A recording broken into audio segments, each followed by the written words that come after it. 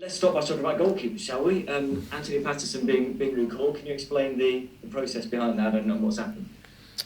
Yeah, I guess like every loan move, the parent club kind of has a recall option. That's normal. I think one of the goalkeeping staff playing staff has picked up a small knock there, and just to protect themselves, of course, they recall Anthony so that he can be a part of their squad.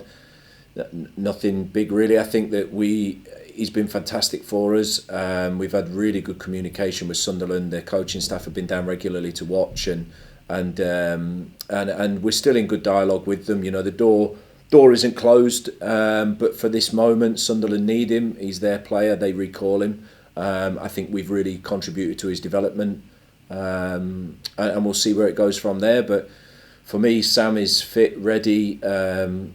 Definitely one of the best goalkeepers in this league, and has been excellent for us even this season in the first part of the season before he got injured. So it's great that we have such quality to come in. In terms of Anthony, have you been surprised even by how well he's played and how calm he's been on the ball for a young player? You know, for a young goalkeeper as well. Has he even surprised you as to how well he's done? Not massively, because obviously I know David Priest over at Sunderland well. He was my goalkeeping coach in Sweden, and we had a good dialogue about Anthony before he came, and he told me how highly he rates him, and I know he knows his stuff about goalkeepers. So, but one of the areas I think that they said, you know, some of his build-up play was an area that they wanted to see him develop on, and certainly I think he's been able to work and develop on that with us, but he's very, very calm on the ball, and yeah, he's done excellent. For a young lad, he's done really, really well. But, you know, Sam has been chomping at the bit to get back. Sam's also a keeper that's great with his feet and can help us a lot in the build-up. So it's been great to have that kind of competition and two keepers of that stature fighting for the number one spot. Yeah, you say he's very calm on the ball. I mean, the entire ground is almost in fear when he's got the ball almost on his goal line, inviting the strikers to come in on him. Does it worry you, or have you got that kind of confidence in him because you've seen it happen so much? No, I love it. I think it's great. His pulse never goes above 70, I think.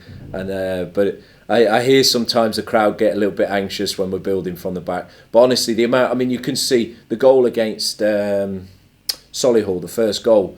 The first action starts with him. You know, he plays to Brins and then Brins across. So a lot of the actions that have made the final third have started from the goalkeeper, and it's part of how we play. So sometimes there's moments that are tight and it feels more tense because it's in our own, near to our goal. But I think we gain a lot more than we don't. So I'm fairly relaxed about it, and I like it. I like to see that. So and I like how calm they are, and I'm sure Sam comes in and he's equally as calm as well.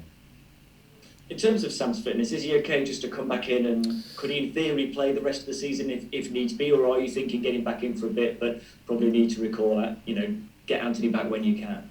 No, I mean, listen, I thought the back end of last season Sam was fantastic. Start of this season we never lost when he played. He's a really good goalkeeper. We all know that, and he's been our number one. Obviously, when he picked up an injury, we had to do something, and Anthony came in, and Sam's been fit. Sam's fit and ready to go. He's hungry to get playing. So, and we've left the door open with Sunderland because, you know, we only have Sam and Tiernan, and having that level of competition for the number one spot is healthy for everybody. You know, I think whenever Sam last season, when he picked up an injury, Luke Steele came in. I think when he rose his game again because there was that competition there. So we'll see what happens with Pato in the next week or so. We have a really good dialogue with Sunderland, and we'll just see what happens. But certainly adding competition to that area is something that I'm still looking to do. It's all about goalkeepers this week, isn't it? Because Jake Keane's left as well. Did that sort of come a bit out of the blue? No, well, I mean, it did a month ago, but he let us know that, and of course he had a month's notice to work, so we've been working on things. Jake's a great guy, has come in and been great for me. Certainly his knowledge also of this league, and has contributed to the success that we've had. So, but people leave, that happens in football. He's got an opportunity at a League One club, and we wish him well, and as part of his development he's gone. But we're already working on a replacement, and hopefully we'll have that within the next week or so sorted. So yeah, Jake leaves, but he leaves us in a good position. I think he's worked well with the goalkeepers, and yeah, we wish him well. Eastleigh this weekend, and a side who, an interesting team really. At home, they seem really good. Haven't lost at home since opening day, when they lost to Wrexham. So a difficult place to go, if you like. It is a difficult place to go. It is. I mean, we went down there last year. I thought we actually played a good game, but we got caught off guard with a set piece and then a late goal. But I think we're in a much better place now than we were last year when we went there. I think we've developed a lot. But they're very physical, well organised. I've seen their home games. They have been well organised, difficult to break down, and they've got some very good players in there. So definitely a difficult away game. But we've had some difficult games in recent weeks, and I think we've done well with them. So we're happy to attack it like we do every other game. And easy to put behind the disappointment of that late goal against Rochdale and sort of get back focusing on the league then.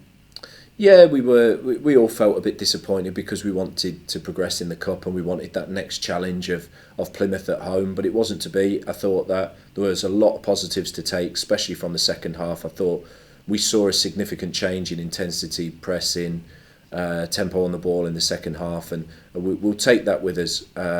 We have to put the result behind us, and tonight when we sit in the hotel we'll go back through the game and what was good and what wasn't, and hopefully we can put some of those good things in place tomorrow.